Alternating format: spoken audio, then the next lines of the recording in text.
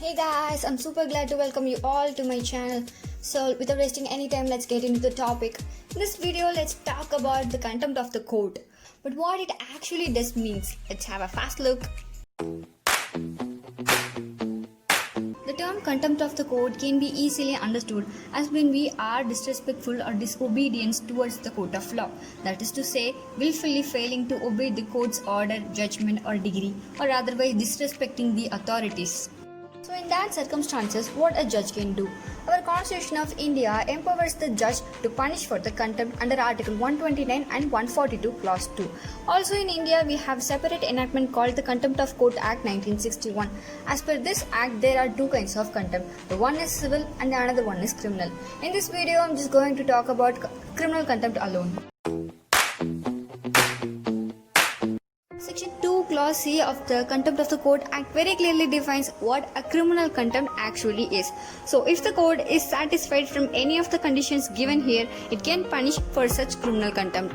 However, we have to take a look at Section 13, in which an amendment has been made in 2006. According to this amended section, the court only after satisfying all the conditions can give punishment for such contempt. The question now arises is there any way to relieve from this charge? Yes, we do have. So, if a person is charged with criminal contempt for any distribution or publication of matter which interferes or tends to interfere the pending proceedings, he can use Section 3 as a defense. All he has to do is that he has to prove any of the following things. So, firstly, he can prove he has no idea of the pending case, or else he can plead no such case was pending at the time of the publication or distribution, or else the distribution of matter has not obstruct or interfered the pending proceeding or administration of justice. If he is able to prove any of these things, then he can be relieved from the charge. No person can be held guilty if the publication was about judicial proceedings or stages of the case.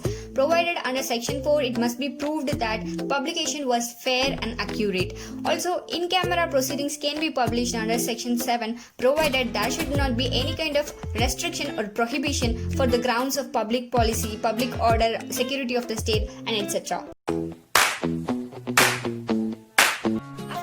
Under Section 5, we can do a fair comment on the merit of any case, provided it is a completed and finalized one. One thing we should remember here is that it cannot be invoked under the garb of freedom of speech and expression under Article 19 of the Indian Constitution. So the thing is, criticism shall not exceed the limit. Statement by way of complaint against the officer of any subordinate court would not amount to contempt of court under Section 6, provided it has to be proved that it was made completely out of good faith. And finally, under Section 13 Clause 2, if it is justified and satisfied that it is made completely out of public interest and bona fide intention, then no person can be held guilty. Yes, of course, the most important thing you have to keep in mind that you have to subscribe, like, share and comment it guys if you like it. So that's it guys. Hope you all have spent a good time in this quarantine. See you in the next video.